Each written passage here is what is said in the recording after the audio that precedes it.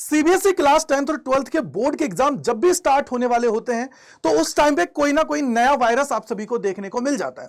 अब बहुत सारे बच्चे यहां पे कमेंट कर रहे थे कि सर क्या हमारे एग्जाम है वो कैंसिल होंगे या ये डिले होंगे। मन में बहुत सारे असमंजस की स्थिति है, तो इस वीडियो के अंदर सारे डाउट दूर करने वाला हूं और आप सभी को बताने वाला हूं एक वन स्टॉप सोल्यूशन जिससे आप लोग अपने एग्जाम के अंदर 95% से ज्यादा स्कोर लेके आ सकते हैं। तो सबसे पहले मैं यहां पे बात कर लेता हूं कि कहानी क्या है, किस तरीके से है। तो सबसे पहले आप लोग यहां पे देखोगे कि यार देखो WHO है, उसकी वेबसाइट के ऊपर भी एक ये निफा वायरस है, उसके बारे में चीजें बताई गई हैं क्योंकि इसके इंडिया के अंदर केसेस मिले हैं। तो इसकी वजह से अभी ये न्यूज में भी बहुत ज्यादा चल रहा है, जिसकी वजह से बच्चों के मन में बहुत ज्यादा कंफ्यूजन की स्थिति चल रही है। जैसे मैंने आपके लिए क्या क्या है कंप्लीट स्लाइड इसके बारे में बना दिया है कि एक्चुअली में है क्या है, किस तरीके से।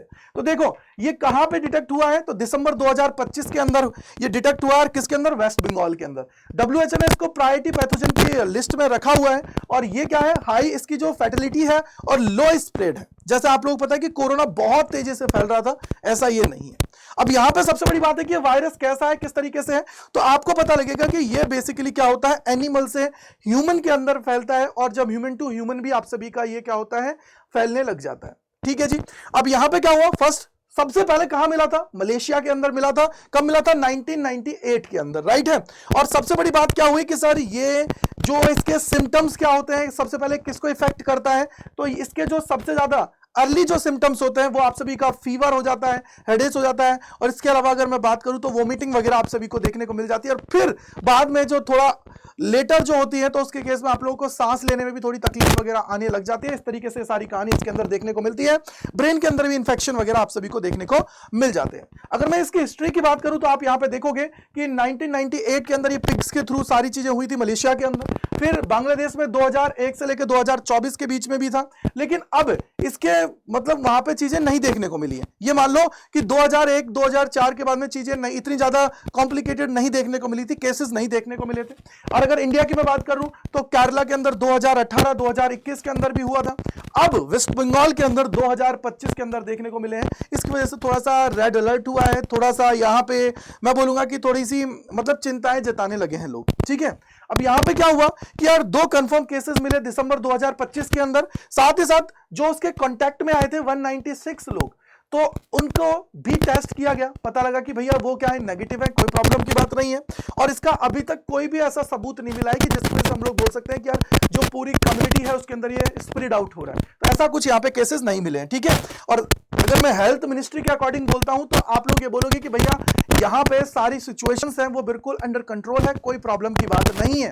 बस याद रखो कि अगर मैं इसका कंपैरिजन करता हूं कि भैया कोविड-19 के साथ, तो यहां पे आप देखोगे कि स्प्रेड क्या है, कोविड-19 बहुत ज्यादा तेजी से आप लोगों का क्या हो रहा था, फैल रहा था, और ये क्या है, थोड़ा सा क्या हो रहा है, स्लोली आप लोगों का मूव कर रहा है। वहीं अगर मैं बात करूं एयरबोन्स की तो यस हो रहा था, एयर के अंदर भी आप सभी को मूवमेंट इसका देखने को मिल रहा था, लेकिन इसके अंदर ऐसा नहीं है। लेकिन अगर इसके मैं फर्टिलिटी की बात करता हूं तो कोविड-19 के अंदर ये लो थी, लेकिन यहां पे आप सभी को थोड़ा हाई देखने को मिलती है और इसकी रेट जो है वो कितनी है, 40 से लेकर 75% आप सभी की।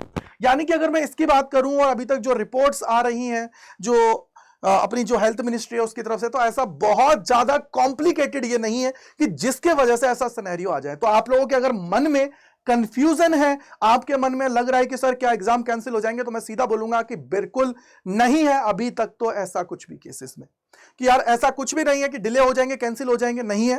तो अपनी प्रिपरेशन में लग जाओ और इस चैनल के ऊपर ऑलरेडी हमने सारी चीजें स्टार्ट कर दी है और आपको पता होगा कि आप लोगों के लिए जो ये बोर्ड के एग्जाम्स हैं उससे पहले फिजिक्स की क्लासेस हैं, उसके लिए भी सारी चीजें स्टार्ट कर दी गई हैं। और आपके लिए ये रहा देखो 1 फरवरी शाम को 5 बजे ये इंपॉर्टेंट सेशन है complete physics all important PYQs का, जिसके अंदर आप सभी को जुड़ना है। और कब जुड़ना है? शाम को 5 बजे 1 फरवरी को। तो जाके रिमाइंडर सेट कर लो और अपने जितने दोस्त हैं, फ्रेंड्स हैं, सभी को शेयर कर दो, क्योंकि अब फिजिक्स का जो डर है वो डराएगा नहीं। अब हम फिजिक्स पे वार करेंगे और मिशन है उसको कंप्लीट करेंगे। तो कमेंट सेक्शन के अंदर आप लोग लिखोगे कि हाँ भैया 70 आउट ऑफ 70 लाना है बस, और कमेंट सेक्शन के अंदर ये भी लिख के जाओगे कि क्या लगता है कि एग्जाम कैंसिल होंगे। बिल्कुल नहीं होने वाले हैं, तो ये मन में से निकाल दीजिए। तो thank you, bye bye to all, God bless you, जय हिंद जय भारत। मिलकर फोड़ते हैं फिजिक्स के पेपर को बोर्ड के अंदर।